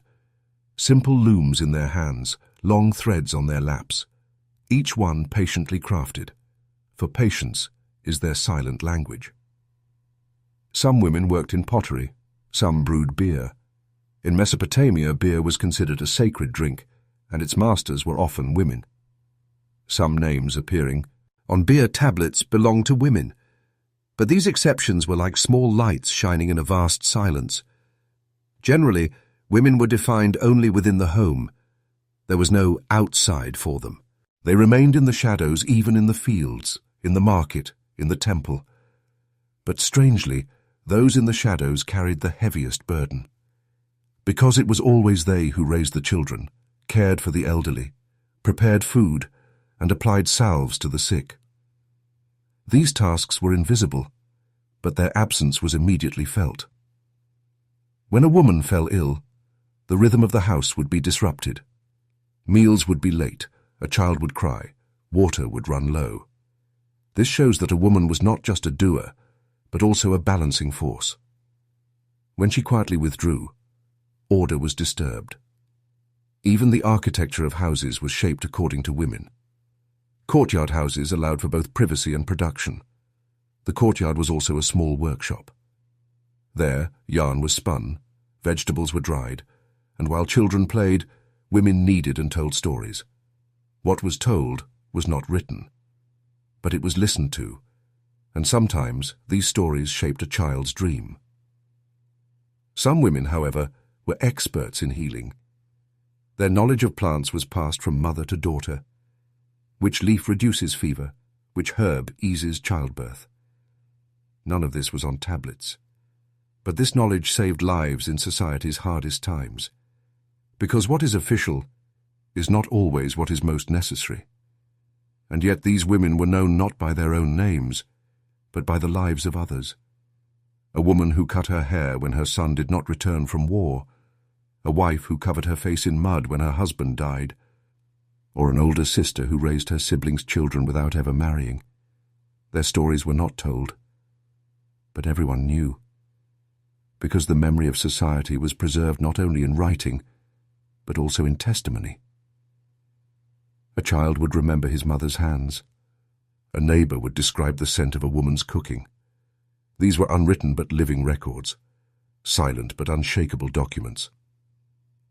Over time, some women managed to make terhet, their voices heard from within this silence. There were priestesses who served in temples. Some dealt with astronomy, some copied prayer texts. These were exceptions, but even an exception, when it stands outside the system, makes that system question itself. However, most women did not have such an opportunity. They were the masters of daily rituals. They built a home in silence and held that home together with emotion. Because a home was not just four walls. The walls of a home were completed with the smell of food, the sound of children, the sound of water, and the patient gaze of the mother. That's why when a house collapsed in Mesopotamia, not just stones fell. When a woman fell silent, not just words, but a way of life was lost. And now, as you walk through the back streets of this ancient society, you might notice that silent labor behind thick walls. Behind every stone, every door, every shadow, a pair of hands worked. And the trace left by those hands was not written on any tablet. But it still exists. Because some things are not written, they are lived. And as long as they are lived, they are not forgotten. So what about us now? How much do we realize the silent burden carried by those women whose names we don't even know today? In Mesopotamia, mourning always began with a woman's first step. The sound of this step was not heard, because it was taken not on stone streets, but on the earthen floor of the courtyard. But that silent step started the day of a home, and indirectly, the order of a society. And this order was not given a name, because women lived without the title of their work.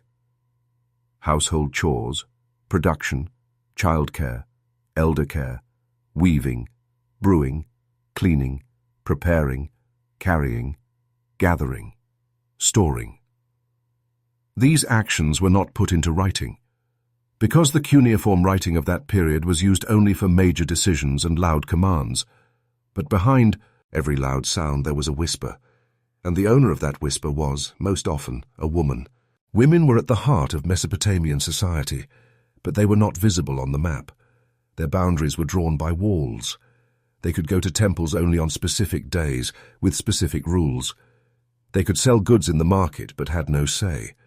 They could take loans, but a man had to be the guarantor. Their names were written on marriage tablets, but decisions were often made on their behalf. Husbands, fathers, elder brothers. And this system had become so ingrained that many women never even considered stepping outside of it. Because silence was not only a necessity, but also a habit. This habit, passed down from generation to generation, functioned like an invisible education system. Girls grew up watching their mothers, learning when not to speak, when to bow their heads, when to be patient. But this silence was not always a weakness. Within the silence, there was a deep understanding, a planning, even a resistance. For example, some mothers raised their sons differently. They educated their daughters, tried to marry them to someone who could read. Some women formed networks of solidarity among themselves, neighbors helping each other during water-carrying hours, women coming together during childbirth, aunts recommending medicine when a baby fell ill. These were not official, but they were real, and this unofficial system was as effective as the official order established by men. Women also carried knowledge, but this knowledge was not written. A recipe for a meal, the reason for a baby's cry, which stone eased childbirth, which prayers were accepted more quickly. None of these were written in cuneiform, but all were known by heart, and they were passed on at the right time to the right person. The rhythm of this transmission was the language of eye contact, silent agreements, gestures, not words. Still, some women tried to access writing. The few priestesses, serving in temples, began to gain knowledge in this field by copying prayer tablets or observing lunar calendars. It also happened that girls from wealthy families were taught to read and write, but this situation still remained an exception, because in society women were allowed to carry knowledge but not to direct it. It was always others who directed. A woman whose husband died could not go to court to claim her children's inheritance. A male relative had to be found to speak on her behalf. If there was none, she had to remain silent. Sometimes all that was needed was for her to press her finger onto a written document, even if she didn't know its content, because writing was sacred, unquestionable. And so women, even if knowledgeable, had to remain ignorant. Even if they had the right to speak, they couldn't. This defined the limit of silence. Not just not speaking, but knowing that you couldn't speak, or that you wouldn't be heard even if you did, and living with that knowledge. However, this silence over time turned into something else. Observation. Women were silent but observant. Who came when? Who hid what? Who forgot what? They knew these things best. With this power of observation, they became the carriers of social memory. Men went to wars, rulers changed, but women remained. In the home, in the field, by the tandoor oven. They were the ones who held the thread between the past and the future. The wool a woman spun did not just protect from the cold. That wool was the carrier of silence, passed down from generation to generation. The handkerchief a mother gave to her son was not just a piece of cloth. The prayer placed inside that handkerchief was beyond all words. That is why some silences were the most powerful words. Society had sensed this silent power. That's why it tried to control women indirectly, not directly. It limited them not only with walls but also with traditions, roles, expectations. But even within these limits, women managed to maintain the balance of life, because sometimes the inside of a home is larger than the outside world. While a woman raised 4 children in her courtyard, she was actually laying the foundation for 4 different worlds. When her husband went off to war, she maintained the balance of the home, cared for her elderly mother-in-law, and made decisions when the time came for the produce in the fields. Even if that decision wasn't written, it was effective, and that effect was sometimes more powerful than what was written. So, even if women were portrayed as outside the system, they were actually at its center. Today, when we look at Mesopotamian tablets, women's names appear infrequently. But this does not indicate their absence. It only indicates that they were not written about. And perhaps this is the most striking thing: the truth that those who were unwritten also lived. At night, after the children were asleep, a woman would look at the sky. If the moon was full, the doe would rise the next day, she would say. If the wind blew from the north, it would be good to wash clothes in the morning. These were her calendar, her meteorology. And this information was passed down from generation to generation, silently. No one called them wise, but they knew. No one called them rulers, but they guided. No one called them writers, but they wrote life, with the traces of their hands, with the language of patience, with the rhythm of daily repetition. And now, amidst this long story, perhaps you are silently thinking, if so much could be done in silence, who was truly silent? And then time moved on. Temples collapsed, kingdoms changed, cuneiform gave way to other alphabets. But the sound of morning footsteps on those stone streets remained the same. A woman, to begin her first task of the day, took the same silent step. She boiled the milk. She kneaded the dough. She kept the house warm. She protected the children. Even if the walls of the house changed, this cycle did not. Within Mesopotamia's mud walls, the voices of women may not have made it into history books. They did not establish kingdoms, start wars, or speak directly with gods, but they changed the world without doing any of these things. Because what we call a home is not just 4 walls, but the core of a culture. What food is prepared there, how one person addresses another, with what word a child is hushed, what prayer is whispered at the moment of birth. All these are the essence of a society, and this essence is often carried by a woman. Perhaps you are thinking now, did these women never rebel? Did they never say, "Why am I invisible?" Perhaps they did. But they asked this question not with a loud voice, but with action, by patiently waiting by the tandoor oven, by observing others' turns at the water source, by calmly correcting her son's mistake, by telling her daughter, "Don't just be silent. Don't forget either," by using her own invisibility as a shield for someone else's visibility. And sometimes even that was a rebellion, a silent resistance, a form of existence not noted by history books, but remembered by life itself. Women's names were rarely carved onto tablets, but the pottery they crafted with their hands is still found underground. The shape, size, and workmanship of those pots, each is like a signature, because sometimes you can't write your name, but you leave your mark.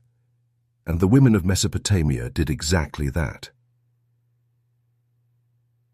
Today, when archaeologists find a small figurine in a house excavation site, they debate whether it belonged to a goddess or an ordinary mother. Perhaps that figurine was just a toy played with by a child, perhaps a stone a woman held while praying, or just an ornament affixed to the house wall. but in every way, it carries a piece of women's daily lives. It quietly whispers their world to us, and this whisper is sometimes more powerful than a loud speech. What has been told so far are small stories that fall outside the grand narratives, but these small stories are the foundation of the grand narratives. In Mesopotamia's advanced civilization, those who bore the heaviest burden of this advancement were often the unnamed. Women, while carrying this burden on their shoulders, also shaped the direction of future generations. And perhaps the most interesting aspect of it all is this. Even today, in many societies, women live in a similar silence. Their names are not in the foreground, but their existence is like the cement of a structure, invisible but indispensable. Without it, nothing stands. At this point, the question to be asked might be, if history is always the story of the loud, when will the silent be told? And if we can trace the women of Mesopotamia even without knowing their names today, perhaps it's now our turn to give them a voice, to narrate their small steps, their small vessels, their small prayers with grand sentences. Because every civilization exists not with those who make the most noise, but with those who carry the heaviest burden. In the crowd of today, sometimes we can still hear that silent step a woman took at the first light of morning, that step that began before anything else began, and perhaps the oldest history is that very step. This step may not have been heard, but it never stopped. Before dawn fully breaks, in a small city in eastern Mesopotamia, perhaps Lhasa, perhaps Sippar, the first footsteps begin to echo on the stone path leading to the marketplace. The air is cool, but soon the sun will drown everything in a yellow shroud. At those hours, only the vendors are awake, because securing a good spot can double the day's earnings. But this morning, as you watch the stirring activity on that narrow path of mixed mud of and stone, you won't just be witnessing the exchange of goods. In this story, something deeper will unfold, the birth of an invisible system. Today, the most fundamental signals of what we call economy were laid in these markets. Money might not have been invented yet, but value was embedded in every line of bargaining. Barley for bread, oil for linen, sesame seeds for leather. Behind all these barters, there was an invisible but understood system of balance. No one had written this balance, but everyone felt it. An old woman bringing a basket of dates would wash them with water at the first light of morning to show how fresh they were. The young man just ahead had covered his fish with wet herbs to prevent them from spoiling in the heat. No one had taught them these details, but competition, even then, was shaping a language. Buyers would appraise prices by looking into the seller's eyes. Standard measures were not yet fully established. A cup of barley might mean a different volume in another region. Yet, transactions proceeded, because buying and selling was not just about measurement, but about trust. If a seller gained a reputation for honesty, his scales would not be questioned, and this trust itself was the oldest building block of what we call economy today. In that era, markets were places where not only goods, but also information circulated. A disease breaking out in one village would be known in another city. News of a new king ascending the throne would first spread through the spice vendor. Along with trade, news, gossip, and sometimes even beliefs circulated.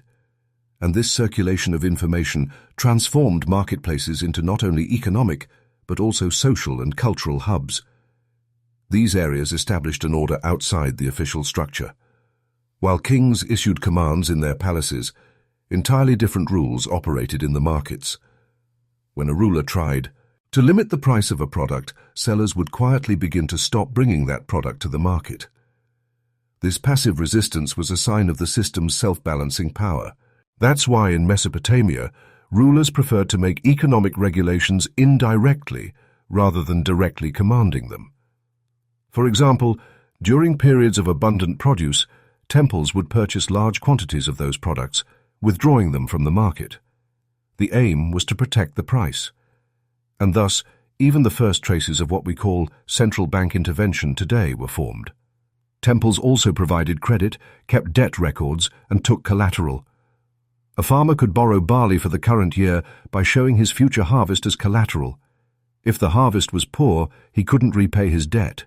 In this case, he could lose his land and sometimes even his freedom. So, economic relations gradually began to define the sharpest layers of the social structure. At this point, even a simple transaction in a marketplace would transform into a decision, shaping not only the needs of that day, but the order of the future. Who could lend to whom? Who would offer what goods in exchange for what? When was a trade considered honest? And when was it considered fraud? All these questions were answered through behavior, without being written down. And behavior was becoming culture. In the marketplace, the order that began in the early hours of the morning would become clearer by midday and disperse towards evening. But within this temporary order, permanent codes were forming, silent rules accepted by everyone. For example, a product that was still unsold at the end of the day implied it would be sold at a lower value the next day. This was an unwritten market behavior, and it became cultural over time. Over time, price differences between marketplaces in different cities began to be discussed. A product being cheap in Nippur and expensive in Uruk spurred merchants into action. Transportation, logistics, and caravan routes emerged from these differences, a surplus product and one place was a necessity in another, and balancing this was the essence of trade. In this process, we encountered something else: bargaining. Bargaining determined not only the price but also the relationship, how stubborn you were, how flexible you acted, what kind of buyer or seller you were. All these emerged in this small verbal struggle. And over time, this also became a matter of character. Being a good bargainer was almost considered a virtue. As you listen to all these silent developments, you might be thinking, how does this chaotic place called the market create such orderly rules within itself? Perhaps this was the shocking truth of Mesopotamia's marketplaces. These areas, which seemed ungoverned, actually operated with an internal balance, establishing their own economy. And this internal order reflected the fundamental logic of modern economies, even thousands of years later. But how did that balance form? If not everyone trusted each other, why did it work so smoothly? And what happened when this system eventually broke down? As the midday sun heated the stone ground, the marketplace had reached its liveliest point of the day. Voices rose, people hurried their shopping by shading themselves with cloths. But amidst this crowd, some things were strikingly silent. Although there was a cacophony of sound and movement, those who determined the essential functioning of the market remained outside this apparent bustle. Temple officials, in their official attire, watched the bargaining populace, noted prices, and stood ready to intervene at certain times. For the temple was not merely a place of prayer, it was also the region's largest economic actor. It stored goods, lent money, charged interest, and even indirectly determined market prices. For instance, when barley was abundant in a given year and prices began to fall, the temple would purchase large quantities of barley to prevent prices from collapsing further. Similarly, when a shortage of a product emerged, they would gradually release goods stored years ago onto the market, thereby preventing panic selling and price speculation. All these actions were unwritten strategies, yet observed by everyone. But control of the market was not limited to the temple. Private merchants also began to increase. Merchants trained in cities like Ur or Mari, skilled at calculations, were now trading not only in their own cities, but also with distant regions, knowing languages, being proficient in local measurement systems, knowing which products were valuable in which cities. All of these were the invisible capital possessed by merchants. These merchants often collaborated with the temple. The temple would secure their credits and even cover their travel expenses in some cases. In return, the merchant was obligated to supply a certain amount of goods to the temple at a fixed price. This relationship was one of the silent engines of the market system. No king directly interfered with this operation, because if they did, the system would break down. However, there was another invisible layer to the market: the debtors. Farmers often borrowed before the season began, paying for seeds, labor, or irrigation canals. If the harvest was good, there was no problem. But if it was bad, that's when the indebted farmer's land would be taken away. Worse, he and his family could fall into slave status to cover the debt. This situation created a serious class distinction in Mesopotamian society. In the marketplace, this difference was quietly felt. Some people's produce was on the ground, not on a stall. Some didn't even have scales. Some just looked, but didn't buy. Economic inequality was like a non-verbal language. Everyone understood it, but no one spoke aloud. Over time, in certain periods, this inequality began to cross invisible boundaries. Public research, the action against temple control and merchants' greed, was slowly but effectively increasing. But this reaction was not like a modern rebellion. In Mesopotamia, protests were also silent. At one time, certain products suddenly became unavailable in some markets. For example, soapwort seeds or honey. A certain segment of the population began to stop selling these products. No one explained why, but everyone knew. It was a warning. Prices were not fair. The number of debtors had increased. Sellers were no longer just buying and selling. They were also sending messages with their behavior. Rulers had to observe these silent reactions, because if the market broke down, the city would collapse. Economic balance was maintained not by walls or soldiers, but by trust, habit, and culture. Another silent structure in the market was the units of measurement. Initially, each city used its own system of measurement. The C unit in Uruk, a different pot volume in Nippur. But as trade increased, this confusion began to cause losses. Consequently, standard measures gradually began to be established. These units of measure were carved into the walls of temples and hung at the entrances of marketplaces. Thus, everyone came to know how much was what. But the standardization of measurement was also a display of power, because whoever determined the measure also influenced the price, and the question of who held this power over time turned into intercity rivalry. As some marketplaces grew, they began to swallow the economies of the surrounding villages. Small producers, unable to compete in the large city markets, were forced to sell their goods to intermediary merchants. This situation also gave birth to a new class, the producer who could not find a place in the market. All this structure showed that the Mesopotamian economy was built upon an unwritten yet highly effective cradle, order. Marketplaces were silent theaters where not only goods but also the destinies of people were determined. Every move brought a consequence. Every silence carried a message. As you look at this market order from a distance, you can't help but ask yourself a question. This system, so complex, operating with such delicate balances, when did it break down? What happened that some cities collapsed and others rose? To find the answer, we now move to the final chapter. How long did these natural but fragile codes of the economy last throughout history? And why couldn't some survive? As the sun sets, the market slowly empties. Awning cloths are folded, baskets are closed. A few remaining customers make a last effort at bargaining. But at those hours, the market's heart beats slower, deeper. Because at the end of the day, the invisible calculations of what transpired there begin. The marketplaces of Mesopotamia were not merely areas where trade was conducted, they were also the signal centers of social balance, and every signal was a harbinger of what was to come. Over time, this order began to reach its limits. Debt relations, in particular, formed the weakest link in the economic structure. When there was an abundance of produce, prices fell, and farmers earned less. But their debts remained fixed, and the interest on those debts did not change.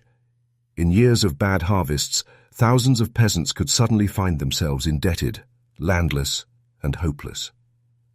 While temples and wealthy merchants benefited from this cycle, the lower strata of society experienced a deep economic breakdown. This was an invisible but sharp division. City centers grew rich, while surrounding villages became poor. The powerful in the center built larger granaries and higher walls. This gave rise to an order dominated by fear, not trust. Some cities tried to balance this breakdown. Periods of debt relief or cancellation were proclaimed. Rulers like Hammurabi enacted laws protecting the rights of debtors. For example, a debtor's son could not be enslaved because of his face. There's debt. But these laws only delayed the collapse rather than completely mending the structure. Because the problem was not only economic, but also structural. The economy was no longer directly linked to land and labor. It was linked to papers, contracts, and debt notes. And debt over time became a power that determined not only people's property, but also their decisions, their freedoms, and even their futures. This situation quietly caused some Mesopotamian cities to collapse. Religious and commercial centers like Nippur were dependent on products from surrounding villages. But as peasants sank into debt, production decreased. Decreased production raised prices. Price increases multiplied the number of debtors. This vicious cycle led to cities being unable to sustain themselves with their own resources. Trade routes also began to lose their security. Road taxes increased, and as caravans decreased, product variety diminished. This directly affected the market. Because Mesopotamia's market economy depended on these fragile connections it established with the outside world. Some cities, like Mari, were able to adapt to this change. With a small but flexible market structure, they survived by supporting local producers. They established small-scale trade networks with local currencies. The authority of merchants to lend was limited. Single pricing practices began for some products. In such places, the market was not just a place of exchange, it was also preserved as a collective memory. But most cities could not be so flexible. And ultimately, the disintegration of the market meant the disintegration of society. For those markets were at the center of a vast network where thousands of people were invisibly connected. And when that network broke, trust among people was also lost. So what does all this tell us today? Perhaps the most important thing to learn from Mesopotamia's markets is this. Economy is not just about money, goods, and prices. It is also a form of relationship. It is the concrete manifestation of people's trust, responsibility, and silent agreements with each other. And when that relationship breaks down, no matter how large the warehouses, how many laws, how many goods there are, the foundation of a society is shaken. Now, as you close your eyes, recall the stone floor of that marketplace, an old farmer sitting on the side, quietly watching the prices, a woman calculating money to buy dates for her child, a merchant carefully zeroing his scales. Because true history was hidden in the small choices made silently by those people. But you can't help but wonder, can you? Amidst all this economic turmoil, how did an ordinary person manage to continue their daily life? How did a child growing up in the shadow of a market see their future? And how did people protect themselves without getting lost among those invisible classes? To find the answer, we move to the next chapter. There, I will take you to the very center of this system, to the daily life of a simple person. Perhaps to the most forgotten, yet most deeply felt, layer of history. In the quietest moment of the night, a lamp still burned in a temple in the heart of Babylon. The flame flickering with the breeze cast shadows on the stone walls. The shadows, as if with an alphabet of their own, tried to tell something. You were there. You watched silently.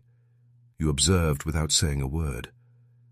The priest sitting by that lamp was reading a tablet, but not aloud in his mind, because this knowledge was not meant to be heard with the ear, but to be carried in the heart.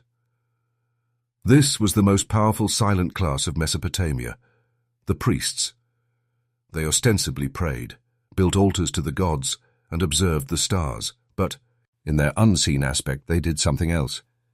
They controlled knowledge, and this control was greater than that of kings. Because a king could lose his throne, but a priest, as long as he did not lose knowledge, could remain behind every throne. In Sumer, in Babylon, in Akkad, every great city had a temple, and in every temple, a room. The things stored in that room were not stones, not money, not seeds. They were knowledge, calculations of moon cycles, annual records of river floods, tables indicating which products would be abundant if which god was prayed to on which day. This information was not just about the earth or the gods, but about people. How people thought, how they feared, how they hoped. The priests knew this, and that's why they didn't open knowledge to everyone. Only they knew the time a star would rise. Only they could read what a lunar eclipse signified. And if a king went to war at the wrong time, if a people prayed to the wrong god, only the priests could foresee the outcome. The name of this power was secret knowledge. But now you're thinking, aren't you? Why was this knowledge hidden? Why wasn't it shared with everyone? Because knowledge, if shared, brings responsibility. And perhaps at that time, people were not ready for it. Or perhaps the priests wanted them to think that way. In any case, knowledge was power. And as long as that power remained in certain hands, society remained balanced. Or so it was thought. One day, a student priest opened a tablet. On that tablet, there was a record describing river floods, but this record also stated that a village had been completely destroyed. There was no name for the village, nor were its people remembered. It only read, 327 people migrated due to the flood. At that moment, the young priest asked, "Is knowledge just numbers?" And that question remained unanswered. Because priests might have known everything, but they didn't tell everything. They were a mirror, but they decided when and to whom to hold that mirror. You are now back inside that temple. You are walking through dark stone corridors. Figures carved into the walls look at you. Some are goddesses, some are priests, and some are just eyes. They are just looking at you.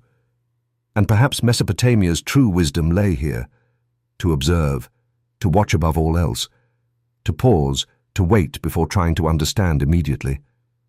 Because sometimes more valuable than an answer was the question itself. So today, what remains of the wisdom of this ancient society? Star charts carved on tablets? Debt records extracted from temple archives? Or the shadows of priests who knew everything but explained little, perhaps all of them? But perhaps the most important thing is this. Mesopotamia's advancement was not just a technological or administrative achievement. It was a way of thinking. It began with observation, continued with recording, and was protected by selective forgetting. And now, thousands of years later, you remember that ancient society's respect for knowledge, its caution in sharing knowledge. This was an era where not all knowledge was disclosed. Not all secrets were revealed. History books tell of kings, but in Mesopotamia, those who carried knowledge were those who did not speak, not those who did not write, but those who did not speak, because true knowledge, perhaps, lived most profoundly in silence. And that is why Mesopotamia's sophistication lay not just in its cities, its cuneiform, its astronomy, but in its way of preserving knowledge. Sometimes it was hidden under a stone, sometimes behind a tablet, sometimes in the depth of a gaze, and perhaps it is still there. But the real question is, now that you have seen that knowledge, what will you do?